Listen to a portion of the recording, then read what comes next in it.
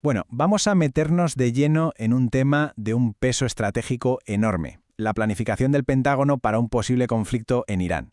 Según el análisis que vamos a ver, lo que nos encontramos es un cuadro de errores de bulto y unas complejidades políticas que tela. Y esta es la pregunta del millón, ¿no? La que lo arranca todo. No se trata solo de un fallo táctico, sino de que parece que había una desconexión total con la realidad del campo de batalla moderno y con las fuerzas geopolíticas que están en juego. ¿Qué es lo que se les pasó por alto?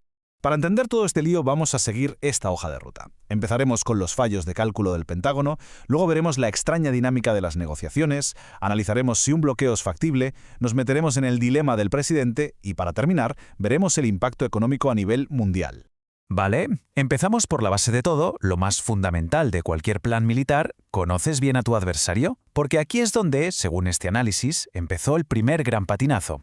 Ojo a esta cita del coronel Douglas MacGregor, porque es que es demoledora. Es que no está hablando de un fallo tonto, no. Habla de no haber pillado un cambio de paradigma, o sea, una transformación total de cómo se hace la guerra hoy en día. Pero a ver, ¿qué es eso del cambio de paradigma? Pues fijaos, se trata de una fusión de tecnologías que es letal. La capacidad de vigilar cualquier punto del planeta, sin descanso, desde el espacio, y pasar esa información al instante a cientos de misiles y drones que pueden golpear con una precisión casi absoluta. Y aquí lo vemos desglosado, punto por punto, que es donde se ve la magnitud del fallo. Primero, que se pasaron por alto las lecciones de Ucrania que ya estaban ahí. Segundo, se dio por hecho que las bases americanas en la zona eran intocables. Tercero, se subestimó, pero de una forma bárbara, la capacidad de Irán con sus misiles y drones.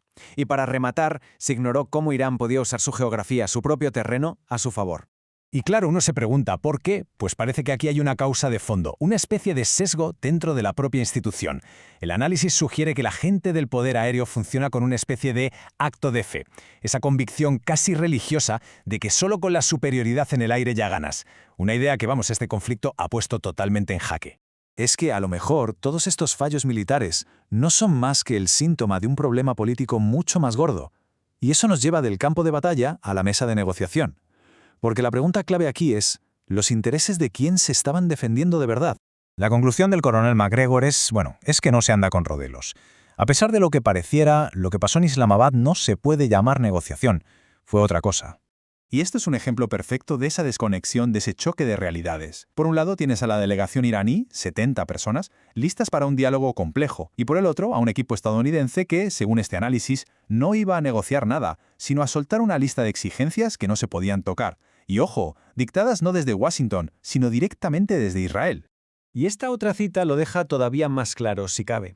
Lo que se desprende de este análisis es que el que de verdad manda, el que toma las decisiones importantes en esa zona, no está en el Pentágono, está en Tel Aviv. A veces, una sola palabra lo cambia todo, ¿verdad? El análisis destaca ese momento en que Netanyahu usó el verbo reportar para hablar de su comunicación con los funcionarios de EU. Una palabra que, como sugiere la imagen, fue algo más que una simple elección, quizá un lapsus que deja ver la verdadera dinámica de poder que hay detrás. Así que tenemos un plan militar que hace aguas por todas partes y una situación política súper compleja. ¿El resultado? Pues que todo el marrón le cae al liderazgo estadounidense, que se encuentra ante un auténtico callejón sin salida estratégico. El análisis plantea que hay 3 caminos sobre la mesa. El primero, escalar, o sea, doblar la apuesta militar. El segundo, intentar ahogar al enemigo con un bloqueo por mar. Y el tercero, que parecería el más lógico, rebajar la tensión y retirarse. Pero vamos a pararnos un momento en la segunda opción, la de bloqueo, porque es clave para entender el lío en el que están metidos. Un bloqueo suena muy potente.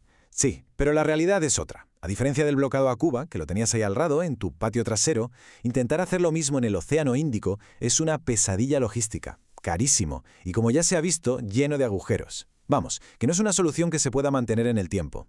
Vale.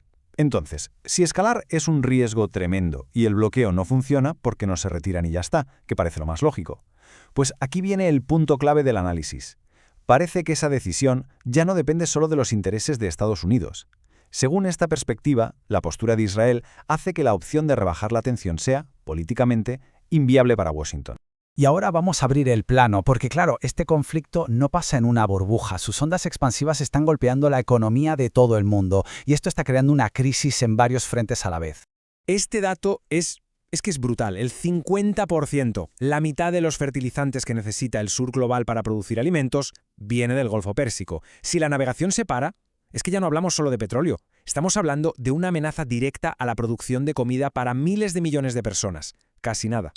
Y aquí es donde vemos la tormenta perfecta en acción. Por un lado, adiós a la energía barata, que es el motor de todo.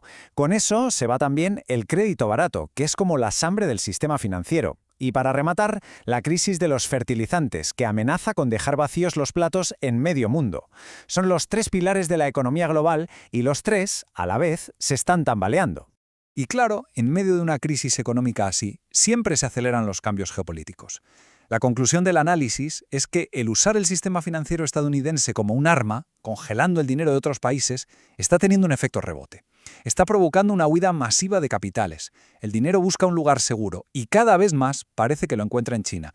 Y todo ese dinero, lógicamente, fortalece al bloque de los BRICS. Así que, resumiendo un poco todo, tenemos un plan militar que parte de ideas equivocadas, una diplomacia que parece que responde a intereses de otros y unas consecuencias económicas globales que son devastadoras para casi todos. Y todo esto nos lleva a la pregunta final, la que resume la gran paradoja de todo este análisis. ¿De verdad se puede ganar una guerra cuando estás actuando en contra de tus propios intereses?